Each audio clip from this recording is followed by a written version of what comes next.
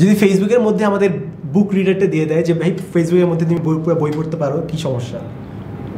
আমরা কেন বারবার জিনিসটাকে বাইনারি করে ফেলি, রাইট? যে হয় এইটা পড়তে হবে না ওইটা করতে হবে। কেন ফেসবুকে আমরা বই পড়তে পারি না? আচ্ছা ভাই, আপনার ব্যাপারে একটা অভিযোগ আছে, কিংবা বলা যায় আমারই পার্সোনালি একটা অভিযোগ, যে আপনি প্রচুর নন ফিকশন বই হচ্ছে রিভিউ করেন, কিন্তু আপনি কিন্তু কখনো বলা যায় যে আমরা একটা ফিকশন বই কিংবা বাংলা বইগুলো খুব কমই রিভিউ করেন। সো আপনার তো একটা বেশ বড়সড় ফ্যান বেস আছে যারা হচ্ছে আপনার নিয়মিত রিভিউ দেখে। তারা অনেকেই আমি দেখলাম কমেন্ট বক্সে দাবি করে যে আপনি হচ্ছে বাংলা বইগুলো রিভিউ করবেন কিংবা ফিকশনগুলো করবেন। সো শুধুমাত্র নন ফিকশনই কেন, বা আপনি নন ফিকশনই কেন হচ্ছে বারবার বেছে নেন? তো ফিকশন যদি আমি রিভিউ করতে চাই, আমি কি বলবো যে হ্যাঁ লাস্টে যায় কপিলা মারা যায়, আমি এইভাবে শুরু করবো আমি জিনিসটা?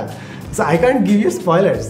সো আমি যদি মেইন কাহিনী বলতেই না, ওই মেসেজগুলো তো বলে দিতে পারেন যে ওই ফিকশন থেকে আমি হচ্ছে এই মেসেজটা, কারণ ফিকশন ছাড়া তো আবার নন ফিকশন তো আমি কখনো এইভাবে জিনিসটা চাই না। কারণ আমি যেই কারণে একাডেমিকভাবে যখন আমাদেরকে পড়ানো হতো আমি জিনিসটা হেট করতাম, বিকজ যখন কোনো জিনিস শিক্ষা লাভের উদ্দেশ্যে তুই যখন সাহিত্য পড়তেছিস, আসলে তুই না শিক্ষা পাইতেছিস ঠিকমতো, না সাহিত্য ঠিকমতো পাচ্ছিস। হয়তো মাঝখানে একটু জিনিস মাথার মধ্যে ঢুকে যায়, বাট সাহিত্য পড়লে ভাই তুমি নিজের মনের মতো করে পড়ো, এনজয় করলে তুমি অটোমেটিক শিখতে থাকবা। বাট আমি যদি প্রিচি যে ভাই দেখো এখানে এটা বলছে, পর্দায় কালা লাল ছিল বিকজ অনেক রক্তাক্ত প্রান্ত ছিল, মানুষ ভিডিও পড়ছে, আমি তাহলে নন ফিকশনই লিখবো। ডিরেক্ট বলবে যে হ্যান কর ত্যান কর, টাকা কামা, মোটিভেটেড হওয়া, দুনিয়া বদলা, তাহলে আমি নন ফিকশনই লিখতাম। ফিকশনের জিনিসটা এটা হচ্ছে যে you go through the process and you enjoy the process. আচ্ছা ভাই, এই করোনা ভাইরাস পরিস্থিতিতে আমরা দেখলাম যে রাতারাতি হচ্ছে বই ইন্ডাস্ট্রি বা সব কিছুর উপর একটা হচ্ছে বিরূপ প্রভাব হচ্ছে পড়েছে। সো আপনি এটার ফিউচারটা কি দেখছেন? আমরা কি খুব রাতারাতি ই বুকের দিকে যাচ্ছি, নাকি এই রিলেটেডই হচ্ছে আমরা আগাতে থাকবো, নাকি আমাদের এই যে মুদ্রণগুলো চলতে থাকবে, কিংবা প্রকাশনা আগের মতো খুব দ্রুতই ফিরে যাবে? সো ই বুকের ভবিষ্যৎটা কি, বা হচ্ছে আমরা কি ওই দিকে আগাচ্ছি, নাকি হচ্ছে আমাদের এই প্রকাশনা সংস্কৃতিটা এইভাবেই থাকবে গতানুগতিক সিস্টেমে? গতানুগতিক সিস্টেম মানুষ থাকার চেষ্টা করবে, যতদিন সম্ভব তারা থাকার চেষ্টা করবে। অধিকাংশ মানুষ তারা নিজেদেরকে আপগ্রেড করবে না, বিকজ মানুষ চেঞ্জ খুব ভয় পায়। অ্যান্ড অনেকেই তারা, কিন্তু চেঞ্জ তো অবিসম্ভাবী, আমরা তো দেখতেছি যে চেঞ্জ আসতেছে, হবেই। And I know the numbers actually. আমি গত 3 বছর ধরে আমি নাম্বারগুলো দেখতেছি, অনলাইন অফলাইন এভরিথিং। অ্যান্ড তার যদি ডিজিটালে না আসে, ইটস দেয়ার লস। বাট আমি ওইভাবে জিনিসটা চিন্তা করি না। মানুষ সে বই পড়তেছে, বই পড়ে কী হয় আসলে? মানুষ ডেভেলপ হচ্ছে না। সো মানুষকে যদি ডেভেলপই করার যদি আমার উদ্দেশ্য থাকে, আমি তাদেরকে বই পড়া ডেভেলপ করতে পারি, আমি তাদেরকে পিডিএফ পড়া ডেভেলপ করতে পারি, আমি তাদেরকে ভিডিওতে কথা বলে ডেভেলপ করতে পারি, আমি তাদেরকে ট্রেনিংয়ে ডেভেলপ করতে পারি। সো আমরা কেন জানি এখন ওই একটা ফ্যাসিনেশন, ওই একটা কল্পনায় থাকি যে বই পড়ার মাধ্যমেই শুধুমাত্র আমরা মানুষকে ডেভেলপ করতে পারবো। ওই মানুষ বলবে ভাই বই পড়ার সময় মানুষ অনেক ইম্যাজিন করে, অনেক কল্পনা করে।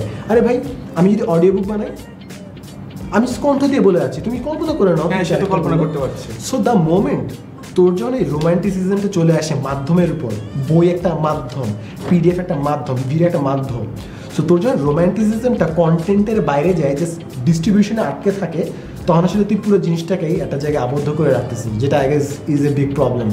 সো আই গেস সামনে যদি মানুষ ডিজিটাল যেতে পারে তাহলে বেটার। আমি যেটা দেখতেছি যে অধিকাংশ মানুষ এখনও অফলাইনেই থাকতে চাবে।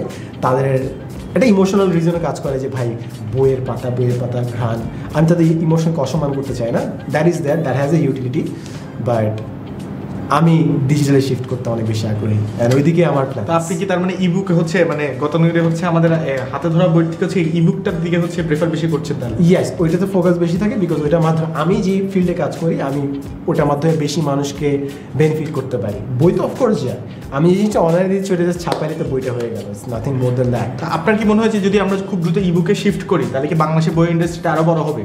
যেমন এখন কিন্তু আমি যদি খুব মানে এভাবে বলি যে 64 জেলাও কিন্তু সব মানুষের হাতে হাতে বই এখনও পৌঁছায় না, যদিও অনেকগুলো হচ্ছে অনলাইন সব চেষ্টা করছে। তো ওই যদি আমরা যদি ডিজিটালি যদি ইবুকগুলো হচ্ছে সবার হাতে হাতে নিয়ে যেতে পারি, ওটা কি বেটার হবে? মানে ওটা কি খুব সহজ হবে? যেমন দ্রুত একটা বই কেনার টাকা দিয়ে আমি হচ্ছে 10টা হচ্ছে ইবুক কিনতে পারি, এই ঘটনাটা কিন্তু ঘটবে। হ্যাঁ ট্রু, বাট এটা খুব দ্রুত হচ্ছে নাকি হচ্ছে না এটা প্রশ্নের বিষয় আসলে। কারণ ফার্স্ট জিনিস হচ্ছে বাংলাদেশে কত মানুষ ইন্টারনেট ইউজ করে, 6 থেকে 8 কোটি, কিন্তু সংখ্যা তো ক্রমশ বাড়ছে। 10 কোটি ধরলাম, এবং 10 কোটি মানুষের মধ্যে কত মানুষ অনলাইনে পে করছে কোনো একটা জিনিসের জন্য, পণ্যের জন্য নয়, যে সেটা ডিজিটাল সার্ভিস, এটা বইয়ের জন্য, ইবুকের জন্য কজন পে করছে, কজন একটা ছবির জন্য পে করছে।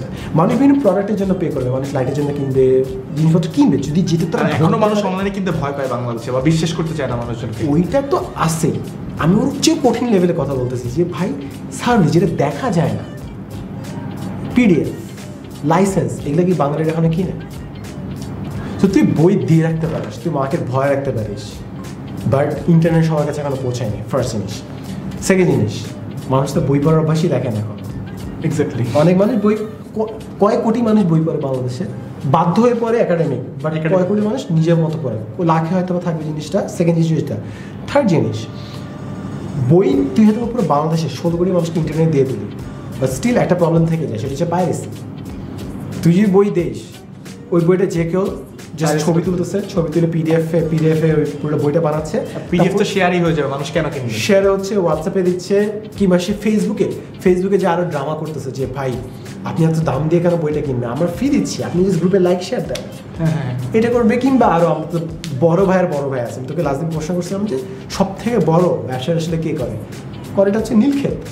তো তুই যে বই পড়বি নীলক্ষেতে প্রিন্ট হয়ে যাবে, তুই না জানলে নীলক্ষেতে সলভ হয়ে যাবে, and you lose the money. And যখন লেখকরা লিখে কোনোভাবে তাদের টাকাটা উঠে আসবে না, পাবলিশারদের টাকাটা উঠে আসবে না। কিন্তু এটাকে তো ভাই অনেকে নেতিবাচক ভাবে দেখে, যেমন আমি বাংলাদেশে অনেক রাইটার, হ্যাঁ, যে মানে তারা টাকা পয়সা ইস্যুটাকে আনতে চায় না, কিন্তু আমরা সবসময় দেখি লেখকরা বা এই ইন্ডাস্ট্রিটা ভালো হয় না, কারণ এখানে বিশাল অংশের একটা টাকার জোগাড় নেই, আর টাকার জোগাড় যদি না থাকে তাহলে বইয়ের ইন্ডাস্ট্রিটা কখনো বড় হবে না। কিন্তু অনেকে আবার যদি বলে যে তারা বলবে আসলে লিখতে কি, আর এটা তো হচ্ছে মেধা থেকে বেরোয়, এটার জন্য আসলে টাকা লাগে না, বা লেখকদের হয়তো বা খাওয়া দাওয়া করা লাগে না, মানুষজন এইভাবে আসলে ভাবতে পছন্দ করে। কিন্তু ব্যাপারটা তো ট্রু না। আমরা দেখেছি যে বাংলাদেশে অনেক গুণী শিল্পী, সে হচ্ছে মিউজিক ইন্ডাস্ট্রি হোক বা বই ইন্ডাস্ট্রি হোক, অনেকেই কিন্তু শেষমেশ বয়সে এসে দেখা যায় যে তাদের কোনো একটা দুরারোগ্য হচ্ছে, রোগ হলে তারা হচ্ছে সরকারের কাছে যাচ্ছে সাহায্য চাইতে হয়। তারা যে এত বিখ্যাত জিনিসপত্র লিখলেন বা এত ভালো ভালো বই লিখলেন, ওটার মূল্য থাকতে কিন্তু তারা পান না। কিন্তু প্রকাশনীগুলোও নাকি তাদের ব্যাপারে অভিযোগ আছে, তারা তাদের হচ্ছে পেমেন্টটাও ঠিক মতো দেয় না। সো এইখানে আপনার মতামতটা কি? মানে এই যে আমরা যখন টাকা পয়সা নিয়ে কথা বলি, অনেকে আমার নেতিবাচকভাবে দেখে যে না কেন এখানে বইয়ের সাথে হচ্ছে টাকা পয়সা কেন কানেক্ট করছে, কেন আমি বই বেচে কেন আমাকে হচ্ছে বড় লোক হতে হবে। সো এই ব্যাপারটাকে আপনি কিভাবে দেখেন? তুই যেগুলো বলে অফকোর্স বাস্তবসম্মত যে আমরা বইয়ের জন্য টাকা দিব না, কিন্তু শিল্পী যখন চিকিৎসা অভাবে মারা যাবে তখন আমরা হুতাশ করবো, আমরা ফেসবুকে শেয়ার দিব। ব্রো, তুমি যদি আগে ওনার বই যখন পাবলিশটা হইলো তখন যদি তুমি শেয়ারটা দিতা, তুমি আর্থিকভাবে সচ্ছল হতো। বাট না, তুমি এই কাজটা করবা না, তুমি বইয়ের জন্য তুমি টাকা দিবা না, বাট শিল্পী যখন অসহায় হয়ে হাত, এটা তো আবার জনগণকে বা যারা রিডার আছে তাদেরকে বললে তারা হচ্ছে মানে তাদেরকে আবার হিপোক্রেট হচ্ছে দাবি করা হয়ে যায়। তারা তো এই ব্যাপারটা মানতে চায় না। তুই বলতেছিস, মানে তারা চায় যে তো তারা চাচ্ছে যে মানে লেখক ভালো লিখবে কিন্তু আবার টাকা পয়সাও নিবে না, এইসব টাকা পয়সা ঘটিত ব্যাপারে কথাবার্তা বলবে না, পারলে লেখক হচ্ছে ফ্রিতে হচ্ছে পিডিএফ দিয়ে দিবে। সো এই ব্যাপারটা দুইটা তো একসাথে আসলে কাজ করে না। হ্যাঁ, কাজ করে না। সো ওই কাজ করতেছেও না কয়জন নতুন তার লেখক আসতেছে।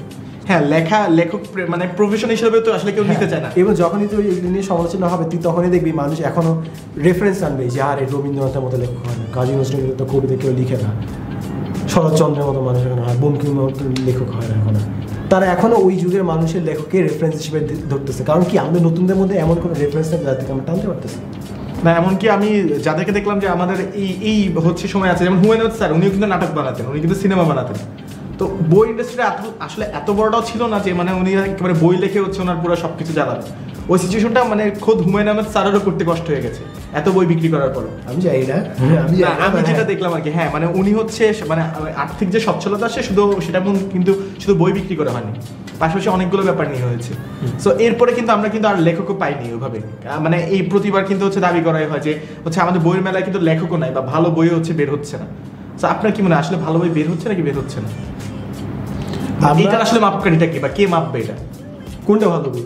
মানে আমরা যে আলোচনা শুনছি আমরা কিভাবে বুঝবো আসলে কোনটা ভালো বই? আমি ভালো বই বলার কে? আর এই সাহিত্যের মানদণ্ডটা আসলে কে নির্ধারণ করবে? মানে কোন বইটা বিক্রি করা যাবে, কোনটা যাবে না, এটা তো একটা বড় প্রশ্ন। আসলে এইগুলোর তো কেউ কখনো উত্তর দেয় না। এবং এই জন্যই তো ডিবেটটা চলতে থাকবে, এতদিন ধরে চলতেছে, সামনে চলতে থাকবে। কারণ আমরা কোনো রুলস অ্যান্ড রেগুলেশন না ঠিক করে আমরা ডিবেটে ঢুকে গেছি। এমন কেউ রুলস অ্যান্ড রেগুলেশন ঠিক করছে না, বিকজ আমার মনে হয় ডিবেট করতে বেশি মজা লাগে। যে অনলাইনে এক পক্ষ মাইক দিল, মাইক দিল। অনেকে তো নন ফিকশনগুলোকে বই মনে করে না, আবার নন ফিকশন যারা পড়ে তাদের একটু বলে ওগুলো আবার বইগুলো নাকি গল্প উপন্যাস পড়ে কি হবে। আচ্ছা, এইটা কিন্তু আলটিমেটলি কিন্তু ইন্ডাস্ট্রিতে সব ধরনের বই থাকবে, সব জনরারের বই থাকবে।